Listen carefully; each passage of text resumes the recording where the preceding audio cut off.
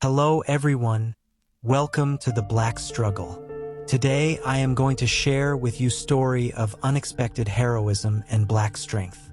The restaurant hummed with quiet wealth, low golden lights, soft jazz, the muted clink of silver on porcelain.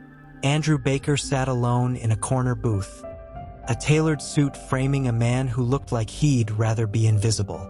Across the table, a steak cooled beside two empty wineglasses. One chair pulled out for a date who hadn't shown. He tapped a finger against the linen, staring past his reflection in the glass wall, somewhere far away from the laughter of Philadelphia's Friday night crowd. Sophie moved between tables with the steady rhythm of someone who knew how to disappear. Navy uniform, hair pulled tight, a small notebook tucked into her apron. She refilled wine without a sound. No one noticed her except to hand over an empty glass. That was how she liked it. Then 5 men stepped inside. Loud voices, ill-matched suits, eyes sharp as blades. They didn't belong, and Sophie knew it before they even reached Andrew's booth. Their words cut through the low music. "You think you can hide behind money forever, Mr. Baker?" One leaned close, blocking the candlelight. Sophie's grip tightened around a vintage wine bottle. She wasn't a fighter anymore. Not here. But when the first glass shattered, her body remembered every lesson she thought she'd left behind. The candle toppled, spilling wax across the linen as 2 of the men lunged for Andrew. Chairs screeched back. Guests gasped. A fork clattered to the floor. Sophie didn't shout. She let the wine bottle slide from her hand, grabbed the nearest attacker from behind, and locked his throat with an arm that moved faster than thought. He dropped without a sound. Another man turned toward her, surprise flashing across his face. She spun low, drove a kick behind his knee, and swept his legs from under him. He hit the marble hard, a sharp grunt escaping as the room froze. "Who the hell is she?" someone yelled, but Sophie didn't answer. Andrew stood, calm but wide-eyed, as the remaining 3 men hesitated. One swung a champagne bottle. Sophie caught his wrist, twisted, and sent him crashing into a table covered in fine china. Silver scattered across the floor like coins. 2 attackers bolted, the first toward the kitchen, the second reaching inside his coat for something dark. Sophie grabbed a heavy pepper grinder from the bar and stepped forward. The man stopped, measured her stance, and slowly lowered his hand. The room stayed silent. Every eye fixed on the maid who wasn't a maid at all. Security finally rushed in, too late to matter. The men who had tried to trap Andrew lay scattered across the polished floor, groaning or unconscious. Guests whispered, some clutching phones high to capture what they'd just seen. Sophie wiped her palms on her apron, breathing steady now, the pepper grinder resting at her side. Andrew looked at her like he was seeing a ghost. "Are you hurt?" he asked. "I'm fine," she said, already stepping back. The manager shouted for police, but Sophie was already moving toward the service hall. By the time sirens echoed outside, she was gone. Hours later, Andrew leaned against the bar, his tie loose, mind racing. The name on the staff list was Sophie Morrison. No details, no hint of the fighter he'd witnessed. Across town, Sophie walked through dark streets, apron folded under her arm. She turned into a narrow alley, quick and quiet, as if she'd trained for nights like this. Behind her, a voice called, "Sophie, wait." She paused only because the voice carried something different, gratitude, not authority. Andrew jogged up, still in his rumpled suit. "I didn't get to thank you," he said. "You don't need to," she replied. "It wasn't about you." Andrew slowed, catching the faint streetlight on his face. "Then why step in?" Sophie kept her gaze on the end of the alley. "Because men like that don't stop unless someone makes them." He nodded, unsure what to say. Let me at least drive you home." "No," she shifted her weight, ready to leave. "Good night, Mr. Baker." Before he could answer, she disappeared into the dark, footsteps fading until there was only the hum of distant traffic. For 3 days, Andrew tried to track her. Phone calls to the restaurant went unanswered. Her number was no longer active.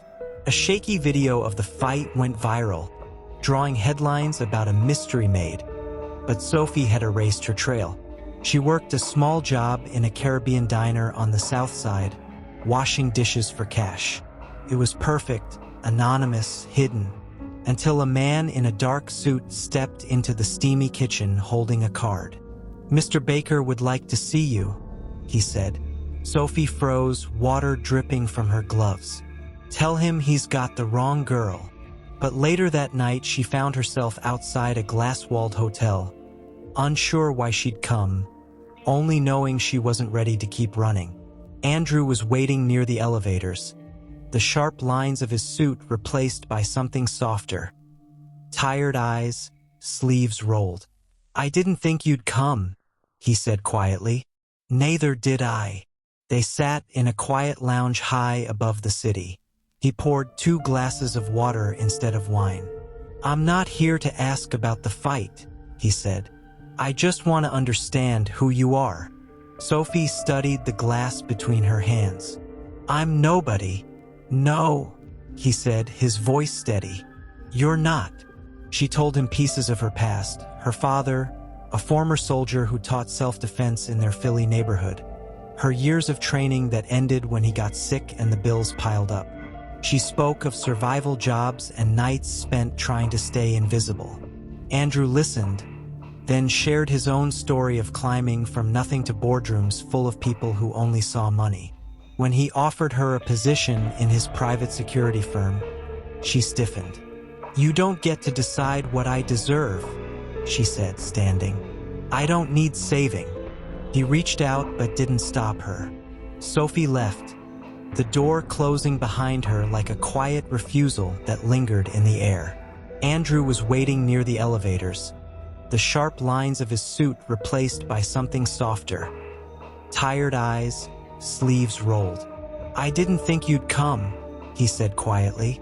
"Neither did I." They sat in a quiet lounge high above the city. He poured 2 glasses of water instead of wine. "I'm not here to ask about the fight," he said. "I just want to understand who you are." Sophie studied the glass between her hands. "I'm nobody." "No," he said, his voice steady. "You're not." She told him pieces of her past. Her father, a former soldier who taught self-defense in their Philly neighborhood. Her years of training that ended when he got sick and the bills piled up. She spoke of survival jobs and nights spent trying to stay invisible. Andrew listened, then shared his own story of climbing from nothing to boardrooms full of people who only saw money. When he offered her a position in his private security firm, she stiffened. "You don't get to decide what I deserve," she said, standing. "I don't need saving." He reached out but didn't stop her. Sophie left, the door closing behind her like a quiet refusal that lingered in the air. Back in her small apartment, Sophie set the thick folder he'd given her on the table and stared at it like it might explode. Inside were records of her training, old newspaper clippings, even a job offer with salary and title already typed. Felt less like an opportunity and more like a claim. She shoved it aside and sat in the dark, the ceiling fan squeaking above. Across town, Andrew replayed their conversation, each word echoing in the empty penthouse. He hadn't meant to corner her, but he knew he had. Hours passed before he sent a simple message. "I'll be at the lounge until midnight. No pressure." Sophie read it 3 times before slipping on her coat. When she arrived, Andrew didn't speak right away. He simply nodded. "I'm sorry," he said. "I didn't listen." "I'm sorry too," she replied. "I push people away before they can decide I'm not worth it." They sat in the quiet, no deals, no demands. Sophie slid the folder across the table. I have questions and conditions, she said. If I say yes, it's because I choose it, not because I need saving. Andrew's smile was small but real. That's exactly how it should be. 2 weeks later, Barclay Prime gleamed as if nothing had happened. Tables were polished, glassware replaced, the soft murmur of wealthy diners back in place. But when Sophie walked in wearing a tailored black blazer instead of an apron, everything felt different. She moved through the room with calm authority, checking exits, noting shadows, her presence subtle yet unmistakable. Andrew watched from a corner booth, the same spot where chaos had erupted that night.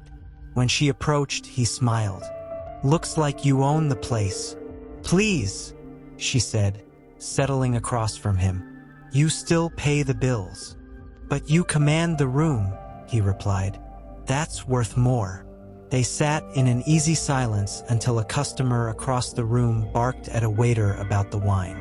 Sophie rose, crossed the floor, and handled it in under 30 seconds. No threats, just steady confidence. When she returned, Andrew shook his head. "You didn't even raise your voice." "Didn't have to," she said. Later, outside beneath damp city lights, he asked, "Do you ever regret stepping in that night?" "No," she answered. "It was the first time in a long time I felt like myself. And now I know I don't have to hide anymore." Andrew looked at her for a long moment, the streetlight catching a quiet warmth in his eyes. "I'm glad you did," he said. "Not just because you saved me, but because it brought us here." Sophie folded her arms, a faint smile playing at the edge of her mouth. "Whatever here is, something that doesn't need a label," he replied. They began walking without planning a direction, footsteps echoing on the damp pavement. The city smelled of rain and late-night coffee, a rhythm both of them understood. Neither tried to fill the silence. It felt solid, like a choice. At the corner, Andrew paused. "I don't know where this goes. Friendship, partnership, maybe nothing more. But I don't want it to end." Sophie studied him, searching for any trace of expectation. She found none. "Then let's not define it," she said. "We'll see where it goes. On my terms." He offered his hand, not as a deal, just a simple bridge. She took it. Their handshake held no promises, only respect. The night stretched ahead, open and unhurried. For the first time in years, Sophie felt both seen and free, a future she would choose step by step, without anyone deciding for her.